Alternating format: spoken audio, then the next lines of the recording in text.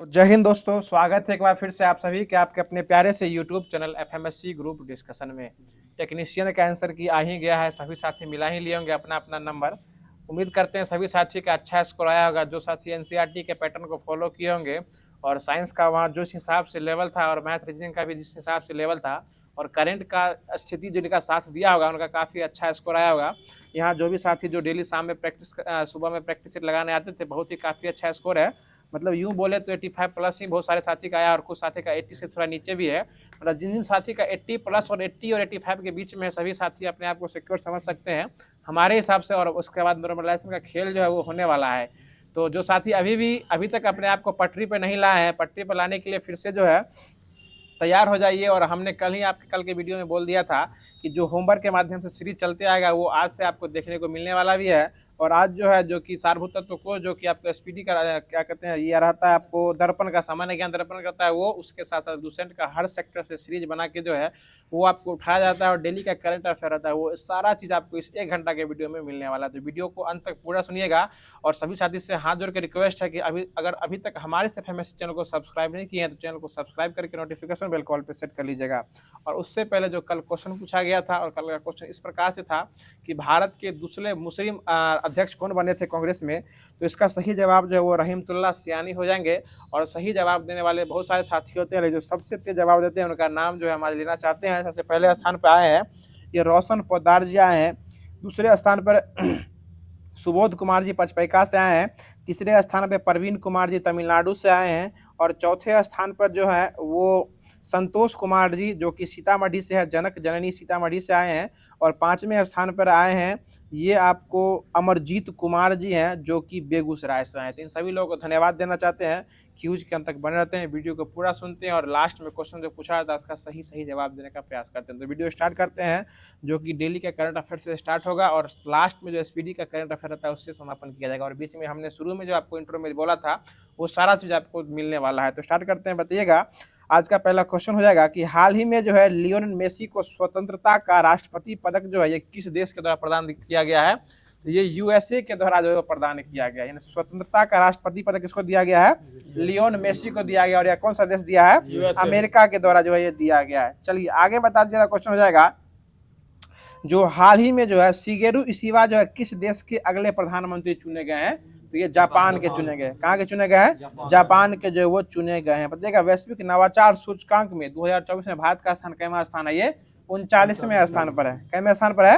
39वें स्थान पर। ये सारा चीज कुछ भूल गए होंगे, सो रिविजन करवा देते हैं फिर से। बताइएगा कि हाल ही में जो है ना राष्ट्रीय पोषण माह जो है उसमें शीर्ष स्थान पे कौन सा राज्य है? महाराष्ट्र। पोषण में कौन आया है? महाराष्ट्र जो है प्रथम स्थान पे आया है।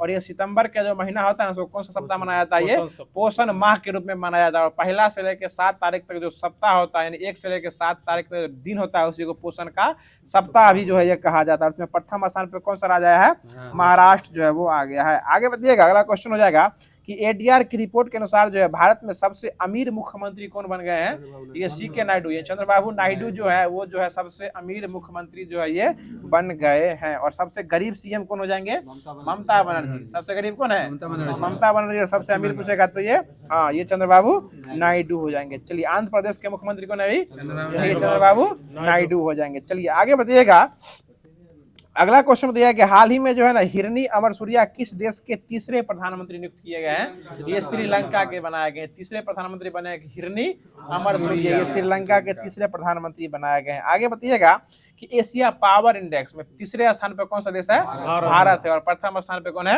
अमेरिका जो है ये हो जाएगा। पूछता है कि भारत का स्थान कौन सा है? तीसरा स्थान पे भारत हो जाएगा। बताइएगा अगला क्वेश्चन है कि हाल ही में खो खो विश्व कप 2025 का शुभंकर जो है ना ये किसको घोषित किया गया है? ये तारा और तेजस को घोषित किया गया। खो खो विश्व कप जो होने वाला है 2025 में, इसका शुभंकर किसको घोषित किया गया है? तारा और तेजस को जो है ये शुभंकर जो है वो घोषित जो है वो किया गया है। चलिए आगे बता दीजिएगा अगला क्वेश्चन हो जाएगा। ये शुभंकर याद रखा कीजिएगा, तारा और तेजस हो जाएगा। ठीक है आगे बताइएगा कि हाल ही में जो है दिवंगत राजगोपाला चिदम्बरम का संबंध जो है ना वो किस से साथ? तो ये आपको ऑपरेशन स्माइलिंग बुद्धा और ऑपरेशन सर्वशक्ति, ऑपरेशन शक्ति, ये दोनों से संबंध किसका था? ये दिवंगत हो गए राजा गोपाला चिदम्बरम का संबंध जो है इनसे जो है वो हो जाएगा। आगे बता दीजिएगा अगला क्वेश्चन हो जाएगा कि हाल ही में जो है पुर्तगाल सरकार ने किसके सम्मान में CR7 सिक्का को लॉन्च किया है।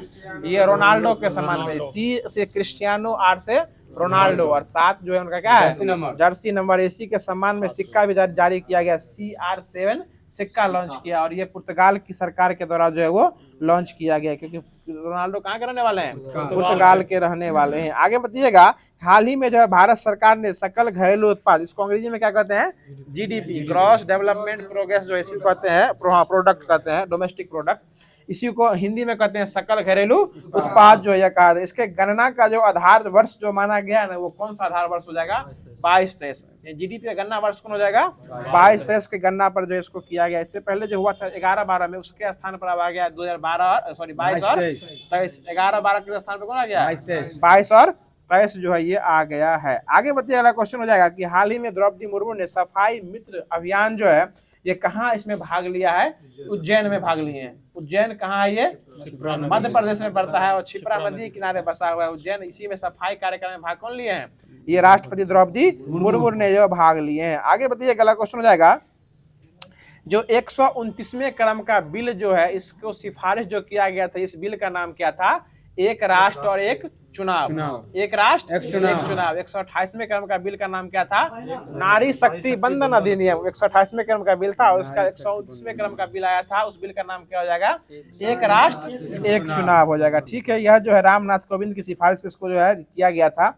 आगे बताइएगा, अगला क्वेश्चन है कि वर्ष 2026 में जो राष्ट्रमंडल खेल होने वाला है वो कहाँ होने वाला है, ग्लासगो में होने वाला है। कहाँ पड़ता है ये, स्कॉटलैंड में पड़ता है। कहाँ पड़ता है ये, स्कॉटलैंड में पड़ता है। आगे बताइएगा, हाल ही में जो है हर घर लखपति योजना जो है ना, ये किस बैंक के द्वारा लॉन्च किया गया है, SBI के द्वारा लॉन्च किया गया। हाल ही में हर घर लखपति योजना जो है यह किस बैंक के द्वारा स्टार्ट किया गया है, तो SBI। और लखपति दीदी योजना का स्टार्टिंग के पूछेगा तो ये हो जाएगा, तो ये आपको महाराष्ट्र के द्वारा किया गया। लखपति दीदी योजना महाराष्ट्र के द्वारा, दीदी वाला पश्चिम बंगाल में मानना है, कौन हो जाएगा, महाराष्ट्र हो जाएगा। इसका स्टार्टिंग जो है वो प्रधानमंत्री के द्वारा जो खुद किया गया था।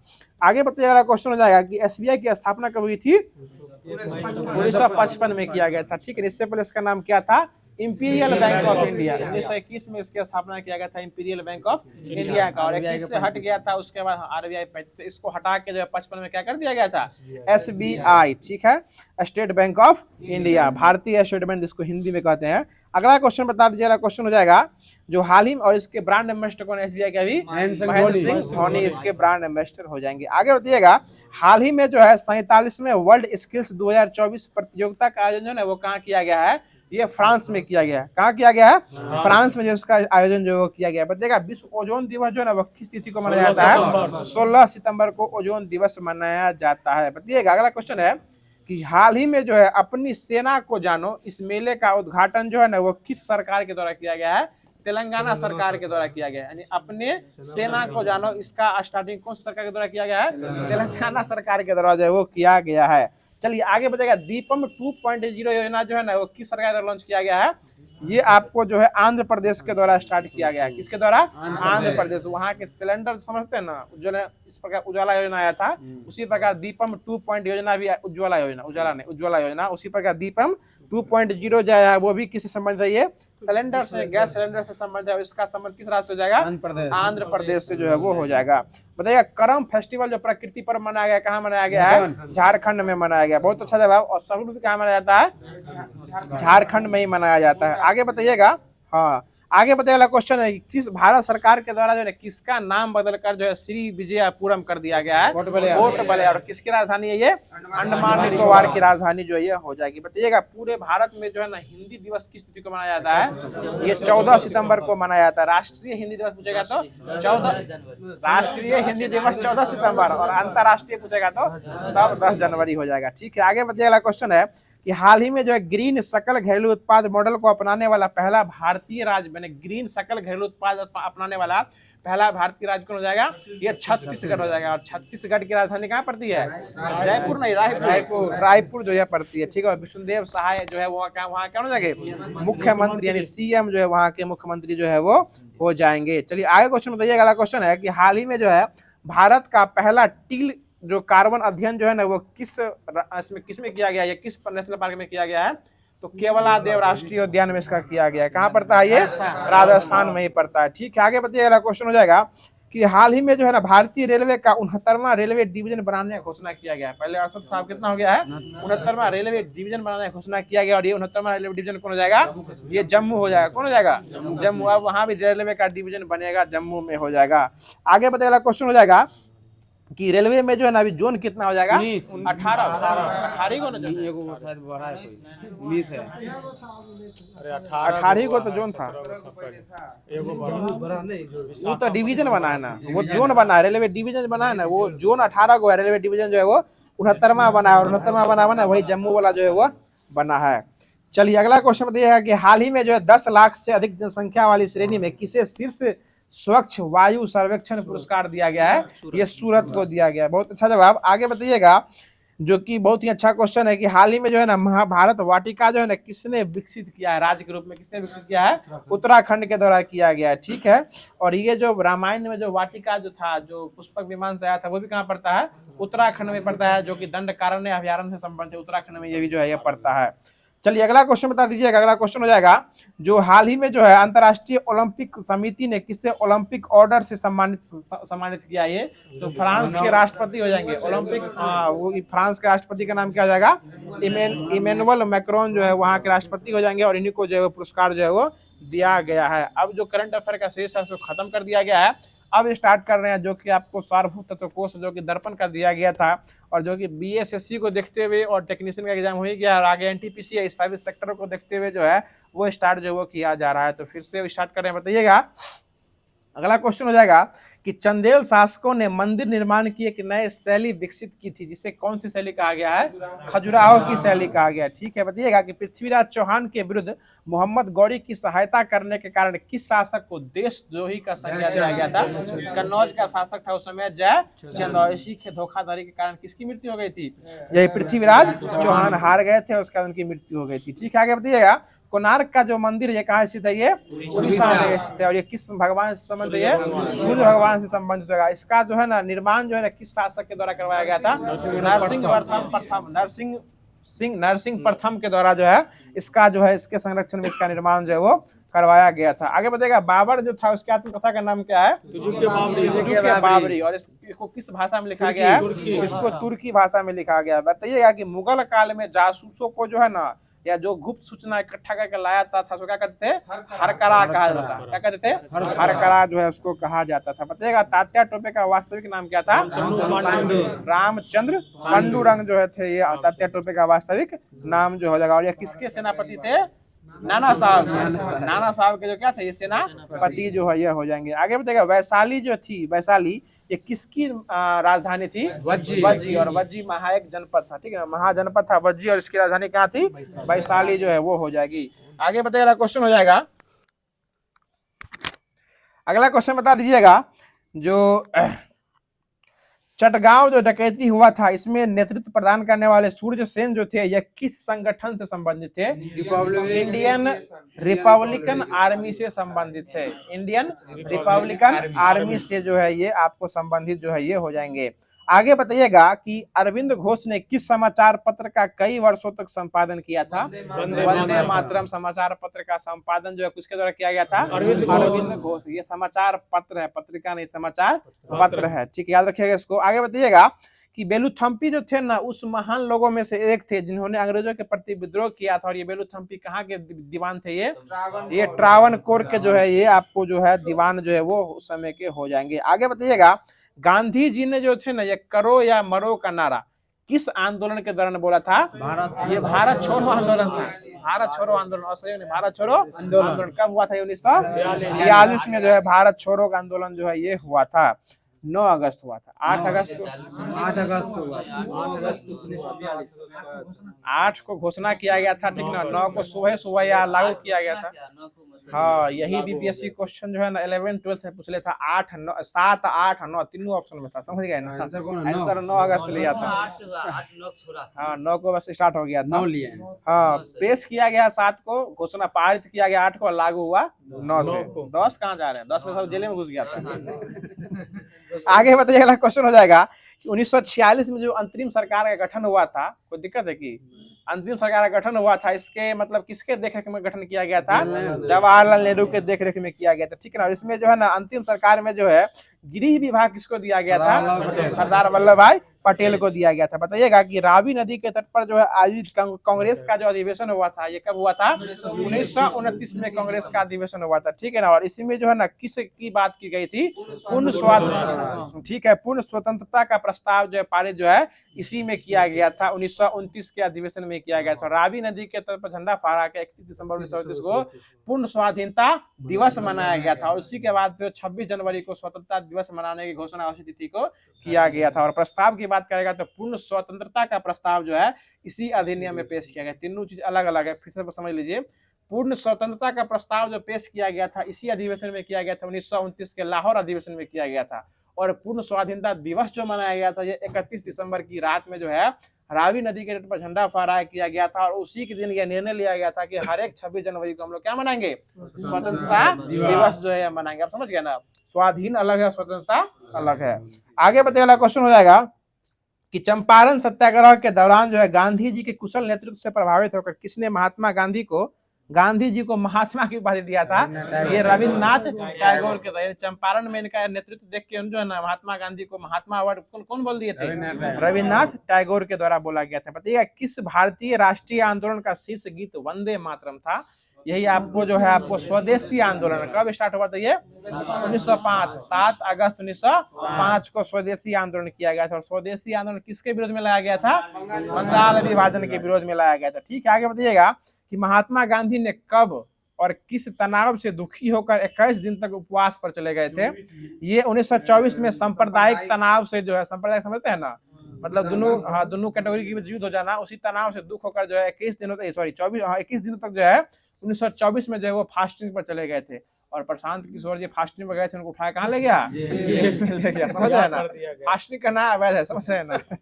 चलिए अगला क्वेश्चन बताइएगा, जो अब आते हैं भारत के कुछ राज्य व्यवस्था में। बताइएगा संविधान के किस संशोधन के द्वारा संपत्ति के अधिकार को मूल अधिकारों की श्रेणी से निकाल दिया गया था? ये 44वां संविधान संशोधन 1978 के द्वारा कर दिया गया था। बताइएगा कि निर्वाचन आयोग जो है ना यह कब से 3 सदस्यीय निकाय बन गया था? 1993 से यह 3 सदस्यीय निकाय जो निर्वाचन आयोग जो है यह बन गया था। चलिए आगे बताइएगा, क्वेश्चन हो जाएगा कि भारतीय संविधान में मौलिक कर्तव्यों का विचार कहाँ से लिया गया है?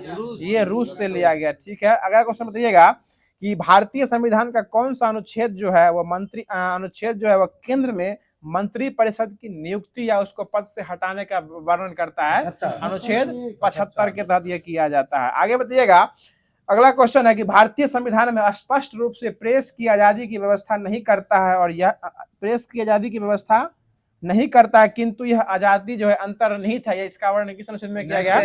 19 के 1 में किया गया, ठीक है। आगे बताइएगा कि कौन से भारतीय संविधान के संशोधन में अधिनियम के तहत जो है वो 6 से 14 वर्ष के बच्चों को, सभी बच्चों को शिक्षा के अधिकार को एक मौलिक अधिकार बना दिया गया था? ये 86वां संविधान संशोधन 2002 के तहत यह कर दिया गया था, ठीक है। आगे बताइएगा, जो अब है कुछ भूगोल का क्वेश्चन बताइएगा, प्रकाशीय यंत्र नेफोमीटर जो है ना किसकी गति मापता है? ये मेघों की दिशा जो है कौन मानता है? नेफोमीटर के द्वारा मापा जाता है। बताइएगा अगला क्वेश्चन हो जाएगा कि कोंकण रेलवे जो है ना यह किन राज्यों से गुजरती है? गोवा, महाराष्ट्र और कर्नाटक, ठीक है। इस तीनों राज्यों से गुजरती है कोंकण रेलवे जो यह गुजरती है। बताइएगा पीर पंजाल और बनिहाल दर्रा जो है ना किस पर्वत श्रेणी के प्रमुख दर्रा हो जाएगा? जम्मू कश्मीर हो जाएगा। कौन हो जाएगा? जम्मू कश्मीर हो जाएगा, ठीक है। आगे बताइएगा, जो अगला क्वेश्चन हो जाएगा, आगे बताइएगा राजस्थान जो है ना किस राजस्थान स्थित मरुस्थल किस नाम से जाना जाता है? थार का मरुस्थल जो है वो जाना जाता है। बताइएगा भारत जो है यह किस अक्षांश के बीच स्थित है? ये 8 डिग्री 4 से लेके 37 डिग्री 6, ये उत्तरी अक्षांश के बीच स्थित है। 8 डिग्री 4 से 37 डिग्री 6 ये उत्तरी अक्षांश के बीच स्थित हो जाएगा। और देशांतर की बात करेगा 68 डिग्री 4 मिनट 68 डिग्री 7 मिनट से लेके जो है ना 68 डिग्री 7 मिनट से लेके 97 डिग्री 25 मिनट तक ये पूर्वी देशांतर, समझ गए ना। 68 4 से 37 6 और 8 4 से 37 6 अक्षांश हो जाएगा। और देशांतर की बात करेगा तो 68 7 से 97 25, ये आपको पूर्वी देशांतर के बीच जो है वो स्थित है। बताइए K2 जो कि गॉडविन जो है किस पर्वत श्रेणी का एक चोटी हो जाएगा, ये काराकोरम का एक चोटी हो जाएगा। आगे बताइएगा कि नीलगिरी और अन्नामलाई के स्थित जो दर्रा स्थित है यह केरल और तमिलनाडु को जोड़ता है, इसको कौन सा घाट कहते हैं, पाल घाट कहा जाता है। ठीक है, आगे बताइएगा अगला क्वेश्चन हो जाएगा, जो एशियाई विकास बैंक ने भारत के किस नगर पे अपना आवासीय कार्यालय खोल लिया है, ये नई दिल्ली में खोल लिया है। बताइएगा भारतीय कपड़े का सबसे बड़ा आयातक देश यानी आने वाला देश कौन हो जाएगा, ये यूके यानी ब्रिटेन जो ये हो जाएगा। ठीक है, बताइएगा बैट जो है VAT या किस प्रकार का कर है, अप्रत्यक्ष कर है, मतलब समझ रहे हैं ना, लगेगा किसी पे और देगा कोई और। आगे बताइएगा क्वेश्चन हो जाएगा कि बुल एंड बियर शब्द किस संबंध है, ये शेयर मार्केट से संबंधित हो जाएगा। ठीक है, आगे बताइएगा मजदूरी का लौह सिद्धांत जो है ना, इसका मतलब क्या हो जाएगा, ये मजदूरी का जीवन निर्वाह सिद्धांत जो है ना, यही मजदूरी का लौह सिद्धांत कहलाता है। और रक्त और लौह नीति कौन अपनाया था, बलवान के द्वारा यह अपनाया गया था। ठीक है, बताइएगा अगला क्वेश्चन हो जाएगा कि अवतल लेंस का उपयोग करके आंखों के किस दृष्टि के दोष को निवारण किया जाता है, ये मायोपिया बोलिए अंग्रेजी में, और हिंदी में निकट दृष्टि दोष जो है यह बोला जाता है। बताइएगा कि मोटर कारों में हाइड्रोलिक ब्रेकों के कार्यकरण पर नियम जो लागू होता है, किसका नियम लागू होता है, पास्कल का नियम लागू होता है। बताइएगा पौधे में प्रोटीन निर्माण के लिए आवश्यक तत्व कौन सा तत्व हो जाएगा, नाइट्रोजन हो जाएगा। ठीक है, बताइएगा कि पौधे में मृदा विहीन संवर्धन करते हैं, उसको कौन सा पोनिक्स कहा जाता है, ये इसको हाइड्रोपोनिक्स कहा जाता है, यानी मृदा विहीन यानी जल में जो होता है उसको क्या कहते हैं, हाइड्रोपोनिक्स जो है वो कहा जाता है। आगे बताइएगा कि मानव रक्त में प्राकृतिक रूप से पाया जाने वाला, मतलब मानव के रक्त के अंदर प्राकृतिक रूप से पाए जाने वाला स्कंदन रोधी यानी जो जमने से उसको रोकता है, वह कौन सा पाया जाता है, ये हिपेरिन जो है वो कहा जाता है, जो कि मानव रक्त के अंदर पाया जाता है, जो कि रक्त को प्राकृतिक रूप से जमने जो है वो नहीं देता है। और रक्त के बाहर अगर थक्का बन रहा है तो वो फाइब्रोनिजोन के कारण होता है, एक प्रोटीन हो जाएगा। आगे बताइएगा मोतियाबिंद से शरीर का कौन सा अंग प्रभावित होता है, आंख प्रभावित होता है। ठीक है, बताइएगा कि महिलाओं में गर्भ अवस्था की अवधि कितना दिन होती है, 266 से लेके 270 दिन, मतलब नतिया 27 मोटा मोटी 9 महीना, नतिया 27 270 दिन। गुलाब का स्थिति अलग है, अपना बढ़ा देगा वो अलग बात है। अगला क्वेश्चन बताइएगा जो दो आवेशी चालकों को जोड़ने पर शून्य आवेश प्रवाह की दर कब होगा, जब दोनों पर समान विभव जो है यह जाता रहेगा। आगे बताइएगा सबसे लंबी तंत्रिका जो है ना वह कौन सी होती है, ये साइटिक होती है। कौन सी तंत्रिका तंत्र होती है, साइटिक होती है, जो कि आपको पीठ के रीढ़ से लेके और जो पिछला वाला टंगुल होता है, जो गोर का अंगूठा होता है, वहां तक जो है वो फैला जो है वो होता है। सबसे लंबी तंत्रिका वही होती है, साइटिक तंत्रिका तंत्र। आगे बताइएगा राफेल नडाल जो है ना किस खेल में पुरुष सिंगल में चैंपियन बने हैं, ये लॉन टेनिस हो जाएंगे। ठीक है, आगे बताइएगा कि प्रथम 2020 विश्व कप में जो है ना किस क्रिकेटर ने शतक लगाया था, क्रिस गेल के द्वारा शतक लगाया गया था। और सिक्सर किंग भी किसे कहा जाता है, सिक्स मशीन पुस्तिका भी लिखा गया है, क्रिस गेल को ही कहा जाता है। और क्या कहते थे अभी क्या ही बोले कुछ देर पहले, सिक्स मशीन ये भी लिखा गया, तो युवराज क्रिस गेल के द्वारा ही लिखा गया है।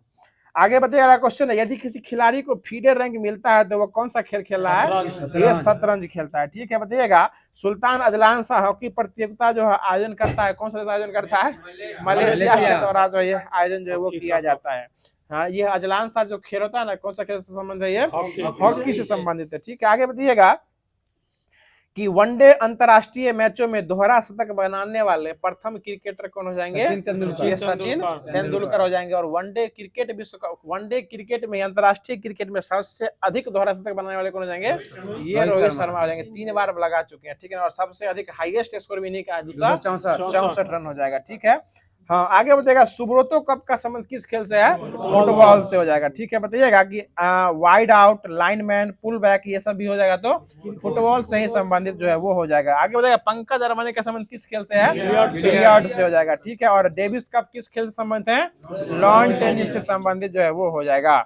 आगे बता दीजिएगा क्वेश्चन है कि औसतन 24 घंटे में कितने लीटर मूत्र का उत्सर्जन होता है, ये 1.5 से 2 लीटर होता है। बताइएगा झारखंड में आदिवासी म्यूजियम कहाँ स्थित है, ये रांची में स्थित हो जाएगा। ठीक है, बताइएगा इग्नू का मुख्यालय जो कि इंदिरा गांधी खुला मुक्त विश्वविद्यालय है, इसका मुख्यालय कहाँ है, नई दिल्ली में हो जाएगा। ठीक है, आगे बताइएगा जो प्रतिवर्ष विश्व ओजोन दिवस कब मनाया जाता है, 16 सितंबर को मनाया जाता है। बताइएगा अगला क्वेश्चन हो जाएगा जो बताइएगा कि बंकिम चंद्र चटर्जी के किस उपन्यास में संथाल विद्रोह का वर्णन किया गया है?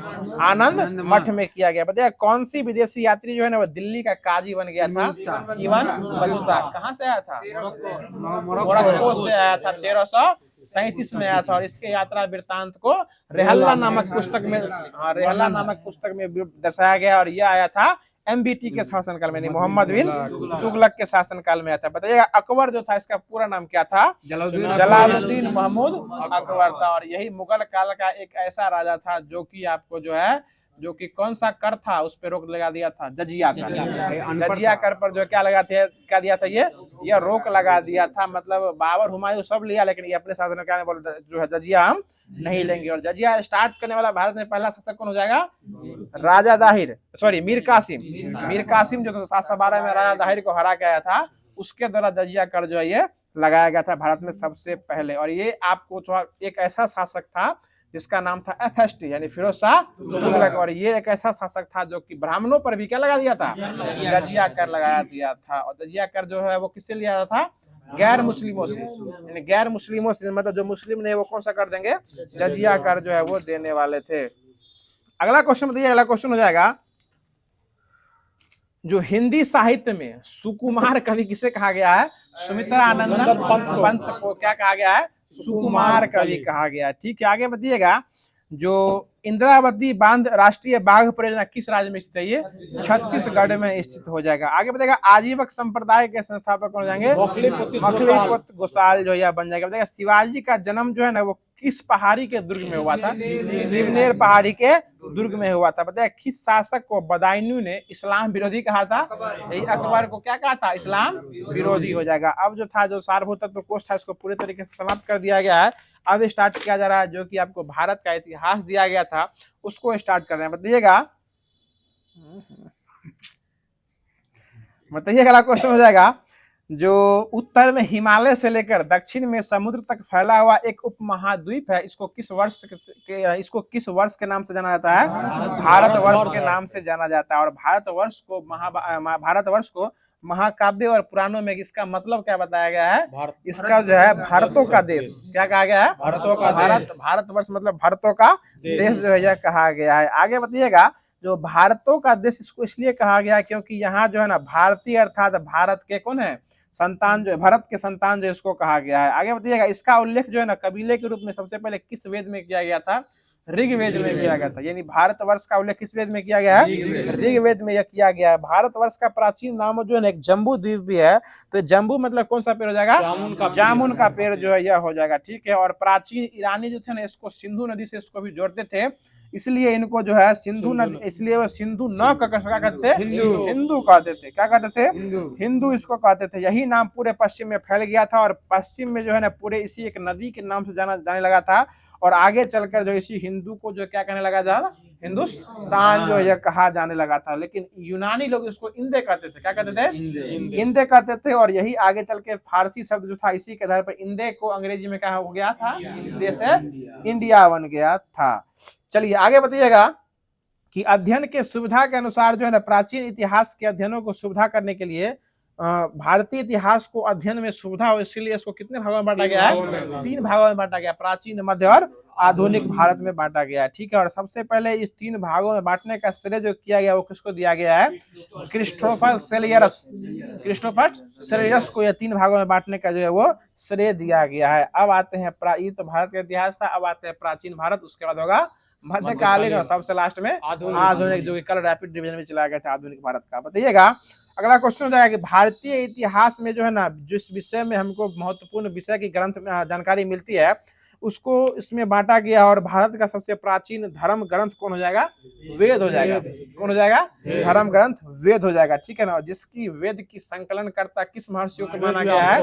महर्षि वेद व्यास को माना जाता है। और महर्षि वेद व्यास जो है वेद को किस रूप में दिखाए हैं? वसुधैव कुटुंबकम के रूप में दिखाए हैं। ठीक है ना, आगे बताइएगा आगे चलकर जो है वेद को 4 भागों में बांटा गया था। और कौन कौन भाग था वो? ऋग्वेद, यजुर्वेद, सामवेद और अथर्ववेद जो है कहा गया। और इस चारों वेदों को मिला के क्या कहा गया है? संहिता कहा गया। चारों वेदों के संकलन क्या कहलाता है? संहिता कहलाता है। अब सबसे पहले आया था ऋग्वेद, इसलिए ऋग्वेद स्टार्ट करते हैं। बताइएगा, ऋग्वेद में क्रमबद्ध ज्ञान के संग्रह को जो है ना वो क्या कहता है? ऋचाओं के क्रमबद्ध ज्ञान के संग्रह क्या कहता है? ऋग्वेद जो है वो कहा जाता है। इसमेमें कितने मंडल हैं? 10 मंडल हैं। और सूक्त की बात कीजिएगा तो 1028 सूक्त हो जाएगा और ऋचाएं 10,462 ऋचाएं हो जाएगी। ठीक है। और इस वेद के ऋचाओं को पढ़ने वाले ऋषि तो उसको क्या कहते थे? होत्री कहा गया था। ठीक है, आगे बताइएगा। अगला क्वेश्चन है कि विश्वामित्र द्वारा रचित ऋग्वेद के किस मंडल में सूर्य देवता का वर्णन है? 9वें मंडल। तीसरे मंडल में सूर्य देवता का जो है मंडल वर्णन हो जाएगा। और 9वें मंडल में सोम का उल्लेख है। सोम में 9वां हो जाएगा। सोम में 9वां हो जाएगा। और सूर्य पूछेगा तो तीसरा मंडल में हो जाएगा। ठीक है, आगे बताइएगा कि विश्वामित्र जो है ना सावित्री को समर्पित एक मंत्र दी, कौन सा मंत्र कहते हैं? ये गायत्री मंत्र कहा गया। सूर्य देवता के सावित्री को समर्पित एक मंत्र दिया गया, तो कौन सा मंत्र कहते हैं? गायत्री मंत्र। गायत्री मंत्र क्या है? ओम भूर्भुवस्सुवः स्वाहा तक स्वाहा हो गया आपका। ठीक है, ओम भूर्भुवस्सुवः तत्सवितुर्वरेण्यं भर्गो देवस्य धीमहि धियो यो न प्रचोदयात्। चलिए, उस कार्ड पर देखने के लिए आपको बहुत मेहनत करना पड़ेगा, समझ रहे हैं ना? आगे बताएगा, इसके 8वें मंडल में हस्तलिखित ऋचाओं को क्या कहा गया है? खिल कहा गया है। ठीक है, बताइएगा ऋग्वेद का सबसे बड़ा मंडल कौन सा हो जाएगा? 10वां मंडल हो जाएगा। ठीक है, आगे बताइएगा। अगला क्वेश्चन हो जाएगा, जो ऋग्वेद में कई परिच्छेदों में प्रयुक्त शब्द है जिसका नाम है अघन्या। और अघन्या मतलब क्या हो जाएगा? हाँ, जिसका वध जो है वो नहीं किया जाएगा। और इसमें एक शब्द दिया गया था अघन्य शब्द का मतलब किससे हो जाएगा? गाय से हो जाएगा। ठीक है, बताइएगा कि ऋग्वेद में किसका उल्लेख है और किसका उल्लेख नहीं है? तो ब्रह्मा का उल्लेख है और आत्मा का उल्लेख नहीं है। ऋग्वेद में ब्रह्मा का उल्लेख है और आत्मा का उल्लेख नहीं हो जाएगा। आगे बताइएगा कि वामन अवतार के तीनों पगों के आख्यान का प्राचीनतम स्रोत कौन सा वेद हो जाएगा? यही ऋग्वेद हो जाएगा। और वामन अवतार कौन से भगवान लेके आए थे? भगवान विष्णु जो है कौन सा अवतार लेके आए थे? वामन अवतार जो है ये लेके आए थे। और वामन अवतार जो था ना, यह भगवान श्री हरि के पहले ऐसे अवतार थे जो कि किस रूप में प्रकट हुए थे? मानव के रूप में प्रकट हुए थे। जितना भी अवतार लिए थे, कोनो में कुकरा बने थे, कोनो में नरसिंह बने थे, कोनो में मछली बने थे, लेकिन एक ऐसा अवतार है वामन अवतार, इसमें क्या बने थे? वो मनुष्य रूप के बन के आए थे। और उसमें वो कैसे थे? स्मॉल बना, मतलब छोटे वाले थे। और उसी से वो राजा से गए थे मांगने के लिए भूमि। जब बोला था जहां से मान लो 3 डिग्री नाप लो, जब नापना स्टार्ट किया तो तीसरा पांव जो उसके सर पे दिए थे। और वो कहाँ चला गया था? पाताल लोक। और इसमें भी जो 100 अश्वमेघ यज्ञ कर लेता है वो इंद्रलोक का जो है इंद्रासन का भागी हो जाता है। इसलिए भगवान इंद्र जो है फिर गए थे उसके पास। किसके पास? यही श्री हरि के पास गए थे। बोले थे हमारे पद को रक्षा कीजिए, तो तब लिए थे, वामन अवतार लिए थे। और इसका 100वां यज्ञ पूरा नहीं हो पाया था। और इस यज्ञ से मतलब इस प्रकट जो हुए थे, मतलब वामना अवतार जो धारण किए थे, इससे किसकी रक्षा की गई थी? तो इंद्रासन की रक्षा की गई थी। मतलब भगवान इंद्र को इससे सुरक्षा जो है वो किया गया था। यानी इंद्र को पुनः उसका राज जो है वापस मिल गया था। आगे बढ़ेगा, वामन भगवान को जो है ना दक्षिण भारत में किस नाम से जानते हैं? उपेंद्र के नाम से जानते हैं। किसके नाम जानते हैं? उपेंद्र के नाम से जानते हैं। आगे बताइएगा, अगला क्वेश्चन हो जाएगा कि ऋग्वेद में इंद्र के लिए कितना और अग्नि के लिए कितना ऋचाओं के लिए वर्णन किया गया है? 50। इंद्र के लिए 250 और अग्नि के लिए 200। इंद्र बड़ा है तो इंद्र के लिए 250 और अग्नि के लिए 200 जो है वर्णन ऋचाओं का वर्णन किया गया है। बताइएगा, प्राचीन इतिहास के साधन के रूप में जो है ना वैदिक साहित्य में ऋग्वेद के बाद किस ब्राह्मण का ग्रंथ हुआ था? शतपथ ब्राह्मण वेद का जो है इसका स्थान जो है इसी के बाद आता है। आगे चल के इसमें बताया गया था कि इसको पढ़ने वाले को क्या कहा जाता है, जो है ना तेतरे जो है इसी को कहा जाता है। अब इसको स्टार्ट करते हैं, जो कि आपको इतिहास का पहला पेज दिया गया था प्राचीन भारत का, उसको पूरे तरीके से समाप्त कर दिया गया है। अब स्टार्ट किया था जो कि भारत का भूगोल हो जाएगा। और भारत का भूगोल स्टार्ट किया जा रहा है, इसका पहला पेज स्टार्ट करते हैं। बताइएगा, जो शुरू में बताने दिए थे भारत का जो अक्षांश पूछेगा तो उत्तरी 8 डिग्री 4 से लेकर 37 डिग्री 6। और आपको ये देशांतर की बात करेगा तो 97 डिग्री 68 डिग्री 7 से लेकर 97 डिग्री 25 मिनट तक जो है पूर्वी देशांतर के बीच जो है स्थित हो जाएगा। आगे बताइएगा, भारत का क्षेत्रफल कुल कितना हो जाएगा? 263 हो जाएगा। क्षेत्रफल की दृष्टि से भारत विश्व में क्या स्थान है? 7वां। 8वां स्थान पे कौन है? अर्जेंटीना हो जाएगा, जिसका एंटीना हमेशा ठाक रहता है। आगे बताइए अगला क्वेश्चन है कि भारत जो है ना, भारत का क्षेत्रफल जो है संपूर्ण विश्व के क्षेत्रफल का कितना परसेंट हो जाएगा? क्षेत्रफल में 2.42% हो जाएगा, जनसंख्या में 17.5% हो जाएगा। ये जनसंख्या जो जनगणना हुई है, कौन सी जनगणना हुई थी? 2011 के अनुसार किया गया। ठीक है, आगे बताइएगा कि जनसंख्या की दृष्टि से विश्व के 8 बड़े देश है, और 8वें बड़े देश में जो है ना सबसे पहला बड़ा देश कौन हो जाएगा? चीन। उसके बाद भारत। जनसंख्या में चीन हो जाएगा ना, वही ना बोल रहे हैं, जनसंख्या में चीन, उसके बाद भारत, और बाकी उसके बाद जो आएगा अमेरिका, इंडोनेशिया, ब्राजील, ऐसे करते करते जो है सबसे लास्ट में जाएगा रूस, क्योंकि जनसंख्या क्षेत्रफल में सबसे बड़ा कौन है? रूस। जनसंख्या में सबसे छोटा रूस। 8 देशों की श्रेणी में जनसंख्या में डाटा लिखिए 2011 से लेता है आपको किताब में, जनसंख्या में चीन देगा, लेकिन जो जनसंख्या की एग्जाम में पूछेगा तो चीन आंसर लेना है। अभी के हिसाब से भारत हो गया है, ठीक है ना, एग्जाम में आप मान के चीन है, ये क्वेश्चन पूछता नहीं है। हाँ, जनसंख्या अब 21 कहाँ देता है? 2001 देता है, 2001 की जनगणना के अनुसार। एक में कौन जनगणना हुआ किताब में लिख लेना। आगे बताइएगा, अगला क्वेश्चन है भारत का उत्तर से दक्षिण में विस्तार कितना किलोमीटर हुआ है?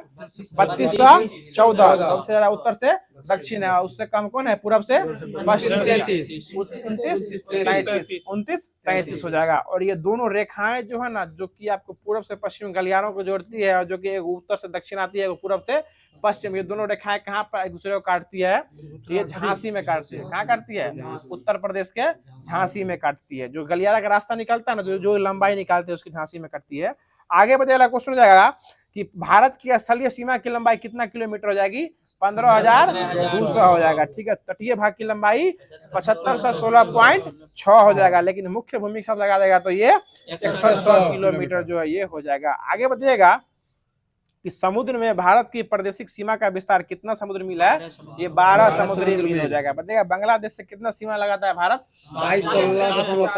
496.7 जो है यह लगाता है। ठीक है, आगे बताइएगा क्वेश्चन है, सबसे कम लगाता है तो अफगानिस्तान 106।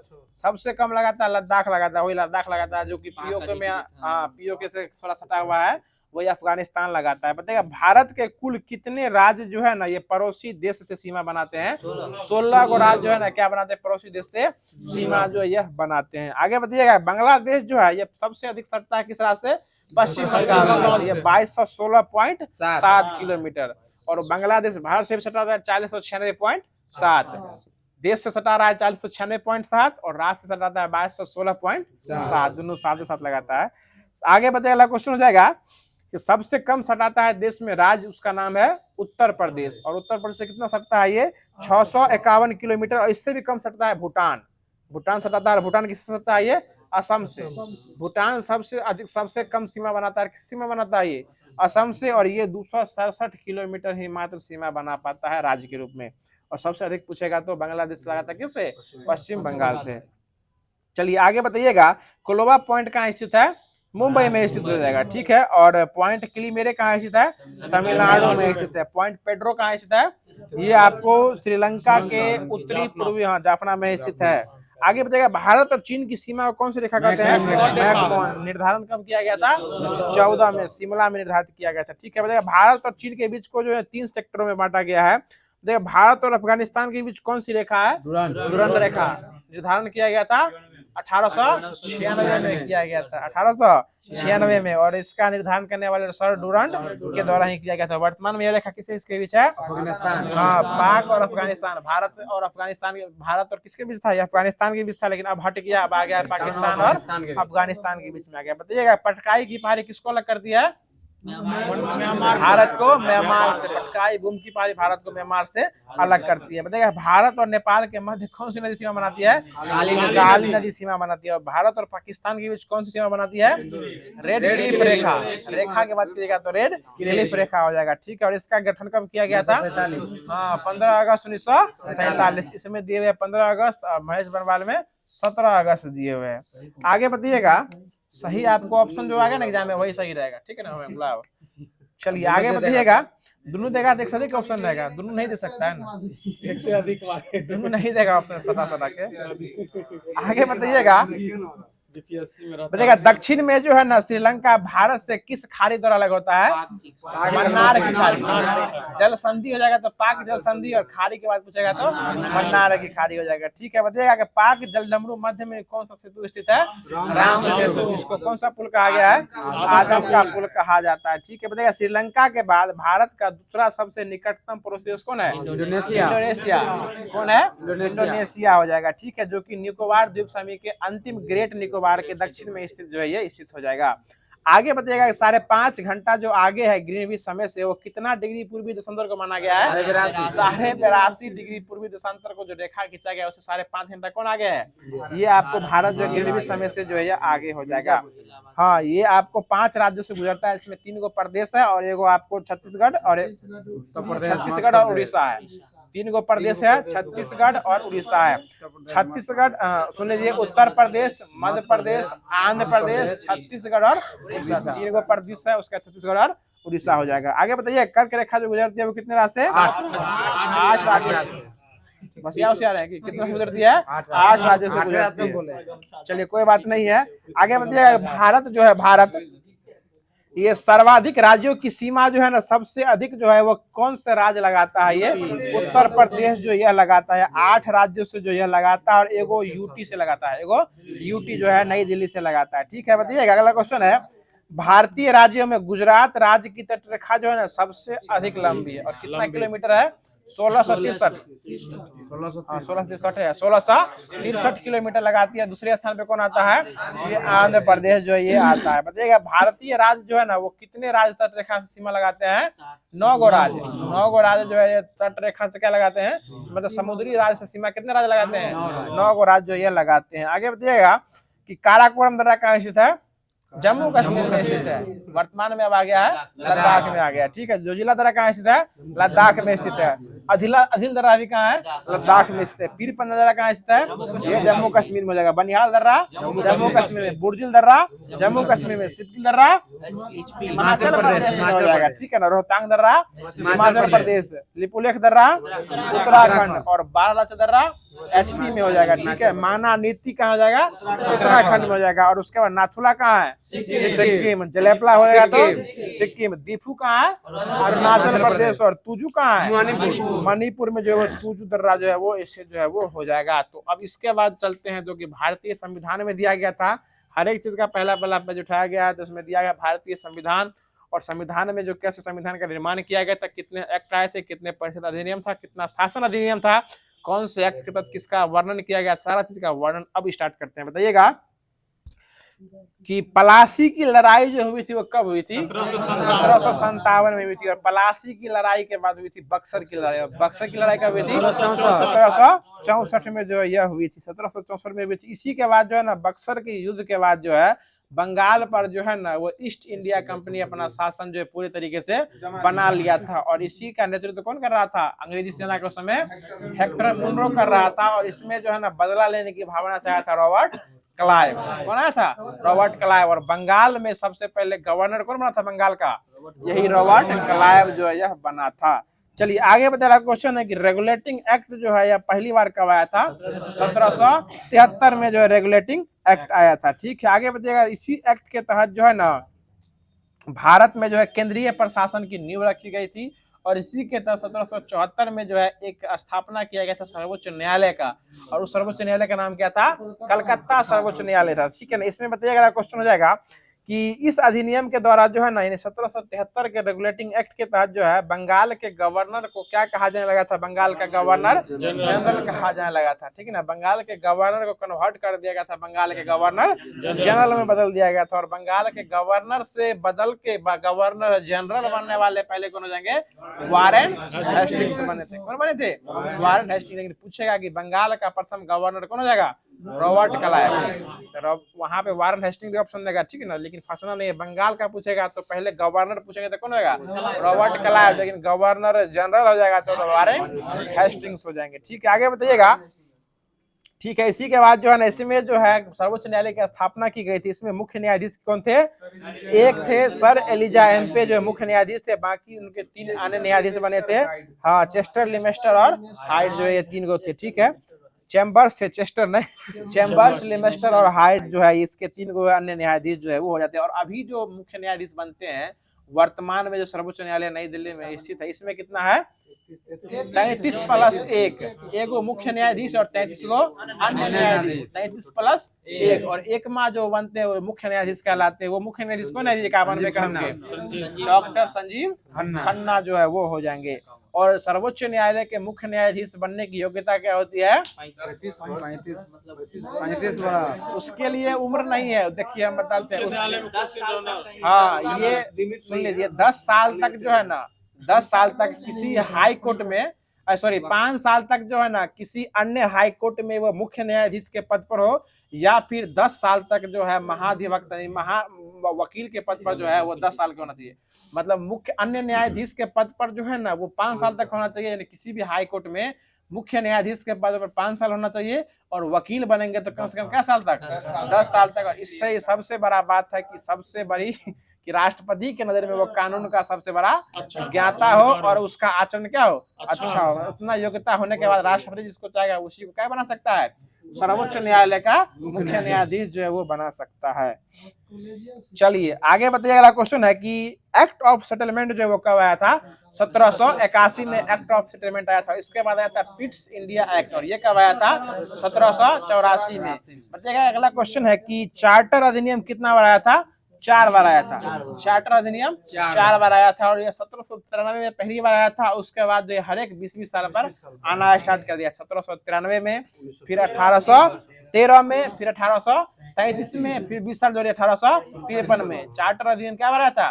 4 बार। इस 4 बार चार्टर अधिनियम के बाद जो है 93, 13, 33, 53, 1793 से आना स्टार्ट हुआ। फिर उसमें 20 साल जोड़ दीजिएगा तो 1793 में 20 साल जोड़ेगा 1813, फिर 20 साल जोड़ेगा 1833, फिर 20 साल जोड़ेगा 1853, यानी 4 बार चार्टर अधिनियम आया था। और इसके बाद आ गया था भारत शासन अधिनियम, यानी इसको खत्म करके ला दिया गया था भारत शासन अधिनियम जो यह आ गया था। और जो कि आया था 53 के बाद आया था 1858 में भारत शासन अधिनियम। और इसी के तहत जो है लॉर्ड कैनिंग को जो है भारत का गवर्नर जनरल से हटा के भारत का प्रथम वायसराय बनाया गया था। ये भी बात याद रखिएगा, भारत बंगाल से आ गया था भारत में, और भारत के गवर्नर जनरल से हटा के उसको ला दिया था भारत का प्रथम वायसराय पे। चलिए आगे बताइए, अगला क्वेश्चन हो जाएगा, सब कुछ बताइए दिए तब आगे बोलते हैं। चलिए अब स्टार्ट कर रहे हैं जो कि भौतिक विज्ञान हो जाएगा। और भौतिक विज्ञान में जो कुछ फर्स्ट पेज दिया गया था इसको स्टार्ट करते बताइएगा कि किसी राशि के मापन के निर्देश मानक को क्या कहते हैं? मात्रक कहा जाता है। और ये चैप्टर जो है ना मानक और मापन और उसके मात्रक, ये इलेक्ट्रिशियन ट्रेड डीजल थ्योरी में जो है ना, शायद इसका जो सिलेबस में भी है, हाँ बेसिक साइंस में है ये, इंजीनियरिंग साइंस में। बताइएगा कि मात्रक कितने प्रकार के होते हैं?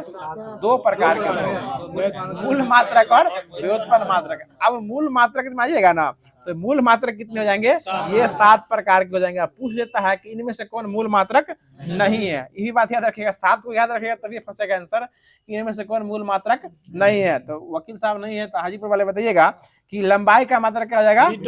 मीटर हो जाएगा। द्रव्यमान का किलोग्राम। और केल्विन किसका मात्रक हो जाएगा? ताप का हो जाएगा। और एम्पियर किसका हो जाएगा? विद्युत धारा का हो जाएगा। गुलाब हो कोई दिक्कत? और मोल किसका हो जाएगा? पदार्थ की मात्रा का हो जाएगा, ठीक है ना। और कैंडेला किसका हो जाएगा? ज्योति का। समय का क्या हो जाएगा? सेकंड। और एगो बच गया आपको ताप का हो जाएगा तो केल्विन। 7 को जो है क्या हो जाएगा? मूल मात्रक हो जाएगा। और इसके संपूरक मूल मात्रक होते हैं जिसमें बताइएगा कि रेडियन किसका मात्रक हो जाएगा? समतल कोण का। रेडियन किसका हो जाएगा? समतल कोण का। और एस्टे रेडियन हो जाएगा ना तो वो घन कोण, जिसको सॉलिड एंगल भी कहा जाता है। घन कोण को ही सॉलिड या ठोस कोण भी इसी को कहा जाता है। घन कोण को सॉलिड एंगल भी कहा जाता है। आगे बताइए, अगला क्वेश्चन है कि ताप का मात्रक क्या हो जाएगा? डिग्री सेंटीग्रेड, जो कि अन्य मात्रक और पुराना नाम जो है ना इसके मात्रक में दिया गया। अन्य मात्रक जो ताप का क्या हो जाएगा? डिग्री सेंटीग्रेड पुराना हो जाएगा, और डिग्री सेल्सियस जो इसका नया मात्रक हो जाएगा, ठीक है। अब देखिए आवृत्ति का क्या हो जाएगा? हर्ट्ज हो जाएगा। पहले इसका नाम था कंपन प्रति सेकंड, क्योंकि 1 सेकंड में जो कंपन होता है उसी को क्या कहते हैं? आवृत्ति कहा जाता है। उसी को हर्ट्ज जो है अन्य मात्रक भी कहा गया है। आगे बताइएगा ज्योति तीव्रता का पहले इसका नाम क्या था? कैंडेला। इसका नाम था कैंडिल शक्ति। पहले क्या नाम था इसका? कैंडिल शक्ति, लेकिन अब इसका नाम क्या हो गया? कैंडेला हो गया, ठीक है। चलिए आगे बताइए, अगला क्वेश्चन हो जाएगा कि वे सभी मात्रक जो मूल मात्रकों की सहायता से व्यक्त किए जाते हैं उसको कौन सा मात्रक कहते हैं? व्युत्पन्न मात्रक कहते हैं। बताइएगा कि प्रकाश द्वारा निर्वात में एक वर्ष में तय की गई दूरी कौन सी वर्ष कहलाती है? प्रकाश वर्ष कहलाती है। और खगोलीय दूरी को मापने के लिए किसका उपयोग किया जाता है? यही आपको प्रकाश वर्ष को जो ही उपयोग किया जाता है। बताइएगा प्रकाश की चाल जो है ना हमेशा क्या होती है? एक समान होती है। निर्वात में प्रकाश की चाल कितनी होती है? 3 गुने 10 के पावर 8 होती है। ठीक है, बताइएगा एक प्रकाश वर्ष में कितने मीटर होते हैं? 9.46 गुने 10 के पावर 15, 10 के पावर 15 मीटर हो जाएगा। सोच समझ के मार, लेकिन गलती मार, 10 के पावर 15 मीटर हो जाएगा। आगे बताइएगा कि दूरी मापने की सबसे बड़ी इकाई क्या जाएगी? पारसेक हो जाएगी। ठीक है, बताइएगा कि बल का सीजीएस मात्रा क्या जाएगा? डाइन हो जाएगा। और एसआई मात्रा क्या होगा? न्यूटन।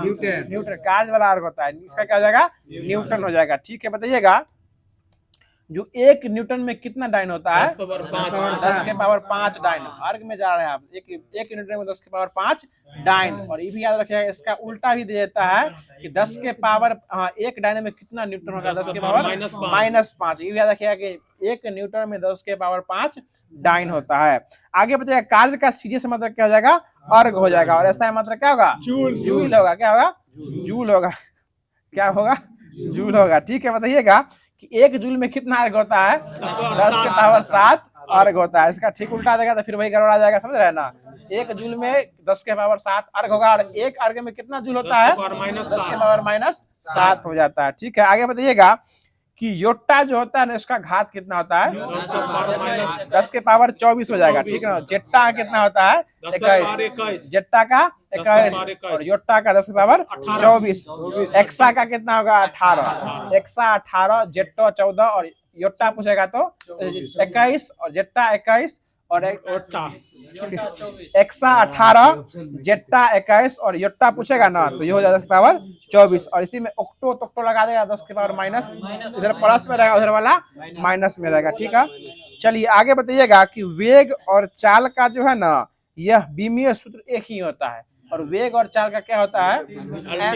LT inverse. सिर्फ क्या होता है? LT inverse. वेग और चाल का क्या होता है? एलटी इनवर्स होता है। बल पूछता है बहुत, एमएलटी इनवर्स 2 किसका हो जाएगा?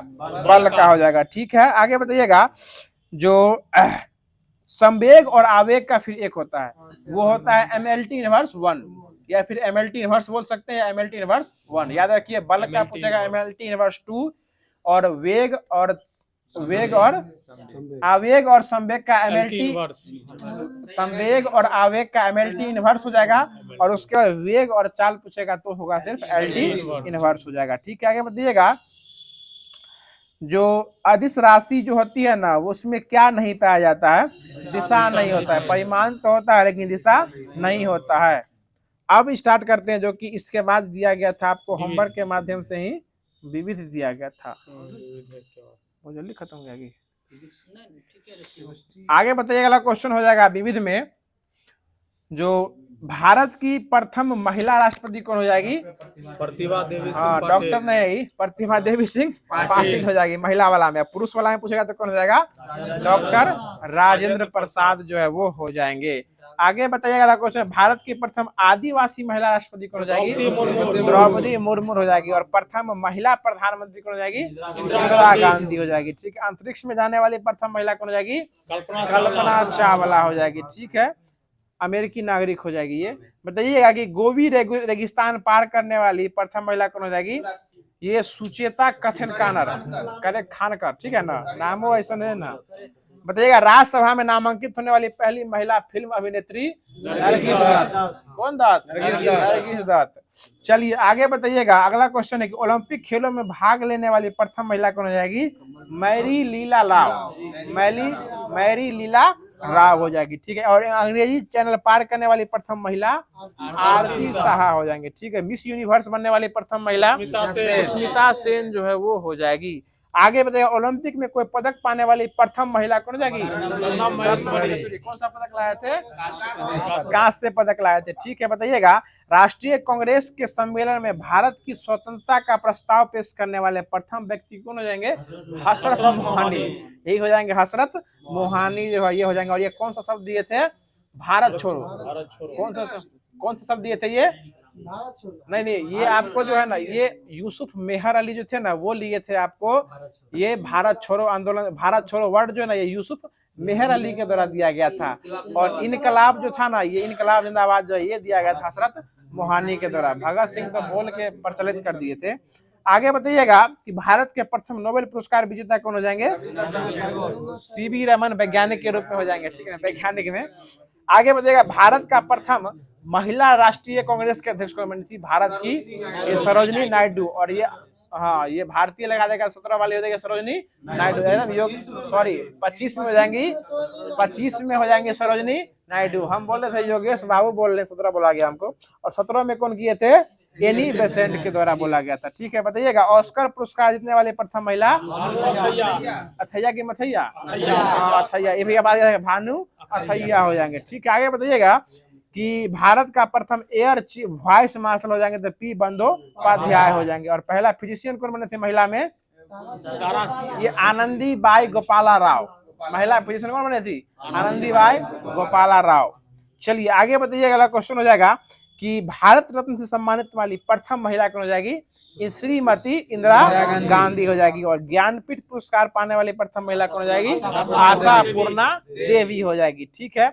और मिस वर्ल्ड बनने वाली प्रथम महिला कौन हो जाएगी? रीता फारिया।